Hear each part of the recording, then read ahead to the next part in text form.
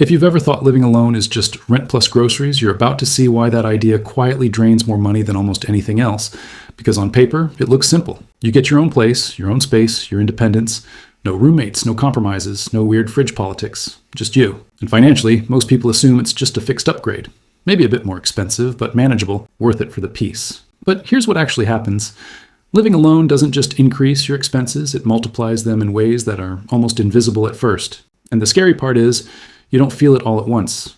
It shows up slowly, in small decisions, in things that feel completely reasonable, until one day you look at your bank account and think, wait, where's all my money going? Most people miss this because they're thinking in categories. Rent, food, utilities. But living alone isn't just a category change, it's a system change. And once you see it, you can't unsee it. There's a hidden rule behind all of this. When you live alone, you stop sharing costs, but you also stop sharing financial friction.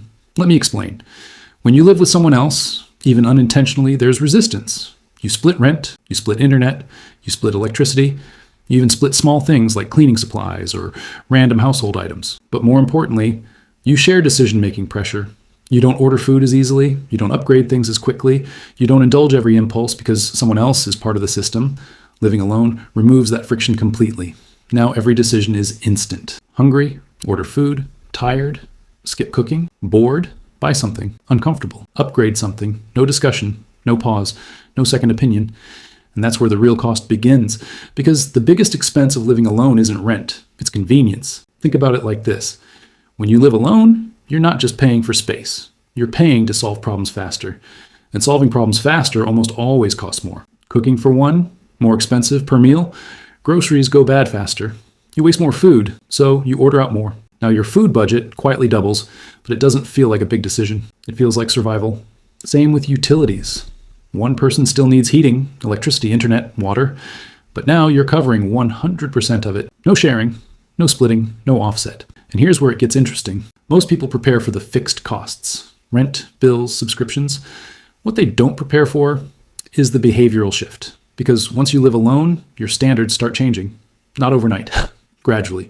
You start valuing comfort more, silence more, control more, and those things are expensive. You upgrade your chair because you sit alone more. You upgrade your bed because you're always there. You upgrade your space because it becomes your entire environment. And each upgrade feels justified. I'm here all the time, so it's worth it. And individually, that's true. But collectively, that's where things get dangerous, because now you've built a lifestyle that costs more to maintain and feels impossible to downgrade. This is the trap. It's not that living alone is too expensive, it's that it slowly resets your baseline. And once your baseline moves up, everything below it starts to feel like a downgrade, even if it's financially smarter. Now let's talk about something most people don't connect to living alone. Income pressure. When your expenses increase and stabilize at a higher level, your life starts depending on that income staying consistent. There's less margin for error, less flexibility, less room to take risks. So even if you don't realize it, you become more cautious. You stay in jobs longer. You avoid uncertainty. You delay decisions because your cost of living has quietly locked you in. And here's the irony. Living alone feels like independence. But financially, it often creates the opposite. It reduces your freedom to move, to experiment, to pivot, to take chances. Because now your monthly burn rate is higher, and it's non-negotiable. And that brings us to the part no one really talks about, loneliness spending. This one is subtle, but when you live alone, your environment gets quieter. Your social interactions become more intentional instead of automatic. And without realizing it, you start filling that gap. Sometimes with food, sometimes with entertainment, sometimes with shopping. Not because you need things, but because you need stimulation. And spending becomes a way to create that. It's not dramatic, it's not reckless, it's just consistent. A few dollars here, a subscription there, a delivery order late at night. And over time, it adds up to something significant. Now combine all of this. Higher fixed costs, higher convenience spending, higher emotional spending, lower friction, higher baseline expectations, and suddenly, living alone isn't just more expensive, it's a completely different financial environment. So what's the actual number? How much does it really cost? In most cities right now, living alone costs anywhere from 30% to 70% more than living with someone. Not because rent doubles, but because everything else compounds. Food inefficiency, utility concentration, behavioral changes. And that's before inflation, which has been quietly increasing the cost of all of this year after year. So when people say, I don't know why I can't save money, this is often the hidden reason. It's not that they're bad with money, it's that they're operating in a system that's designed to cost more. Now here's where things shift, because this isn't about saying, don't live alone. That's not realistic. And for many people, it's worth it. The peace, the privacy, the control. Those things matter, but the real shift is awareness. Because once you understand the real cost, you start making different decisions inside that system. You start adding friction back intentionally. You don't order food by default. You question upgrades. You become more deliberate. You treat convenience like a luxury, not a baseline. And that alone changes everything. You also start thinking in terms of thresholds. There's a specific income level where living alone becomes sustainable, not just survivable, where you're not constantly trading your future for your present comfort. And most people jump into living alone before they reach that threshold, because emotionally it feels like progress. But financially, it's often premature. And that mismatch is what creates stress, not the decision itself, but the timing. So instead of asking, can I afford to live alone? A better question is, can I afford to live alone without slowing down my future? Because those are two very different things. One is about surviving the month. The other is about building momentum. And once you see that difference, you start playing the game differently. You stop optimizing for comfort today and start balancing it with leverage for tomorrow. And here's the part most people realize too late. Living alone isn't just a lifestyle choice. It's a financial strategy, whether you treat it like one or not. And strategies have trade-offs. The key is making sure you actually understand them before they start understanding you. Because once your lifestyle expands quietly, it doesn't ask for permission. It just keeps going. And if you don't step back and look at it clearly, you end up working harder just to maintain something you never fully evaluated in the first place. And that's the real cost. And once you really sit with that, you start noticing something else. It's not just that living alone costs more, it's that it changes how you relate to money on a daily basis. When you share a space, money decisions are more visible. There's a kind of built-in accountability. Someone sees the groceries. Someone notices the takeout.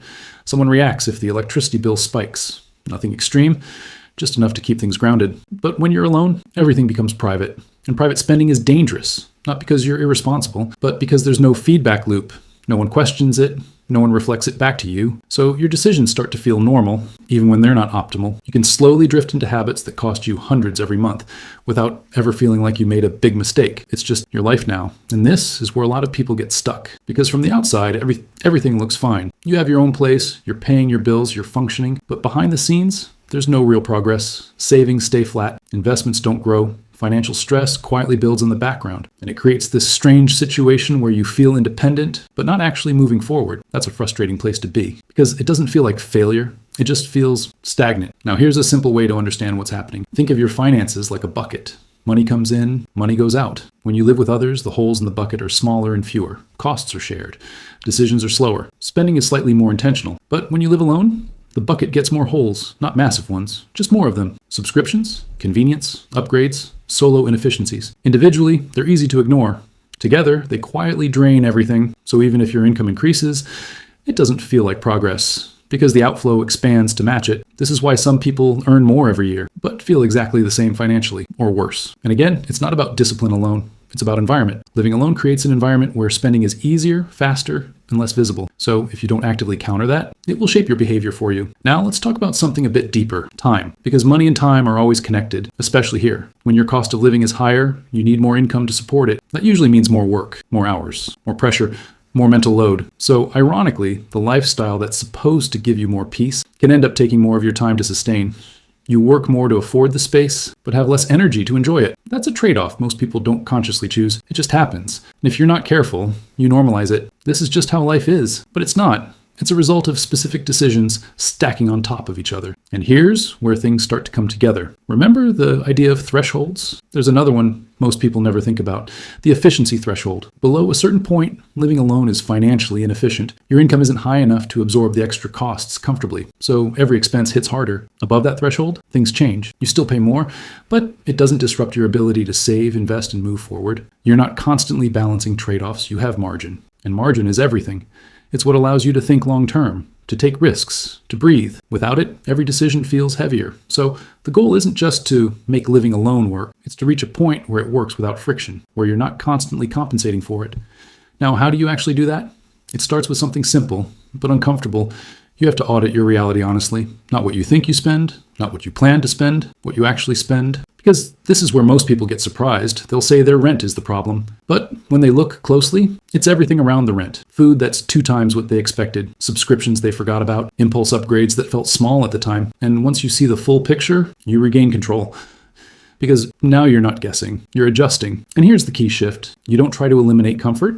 You optimize it. You decide what actually matters to you. And cut everything that doesn't. Maybe your space matters. Keep that, but maybe daily takeout doesn't. Maybe constant upgrades don't. You start separating real value from default behavior. And that alone can reduce your cost of living dramatically without making your life feel worse. In fact, it often feels better because now your money is aligned with your priorities, not just your impulses. Another powerful move, reintroduce friction on purpose. Make spending slightly harder. Delay purchases by a day, cook more than you feel like, set limits that force you to think twice, not because you have to, but because it protects your future. Friction isn't a restriction, it's a filter. It helps you keep what matters and drop what doesn't. And once you build that into your life, living alone stops being a financial drain and starts becoming a controlled environment, one where you're in charge, not your habits, not your impulses, you. And that's the real goal, not just independence in where you live, but independence in how you think. Because at the end of the day, living alone isn't expensive by accident. It's expensive by design. It gives you control, comfort, and speed. But those things come with a cost.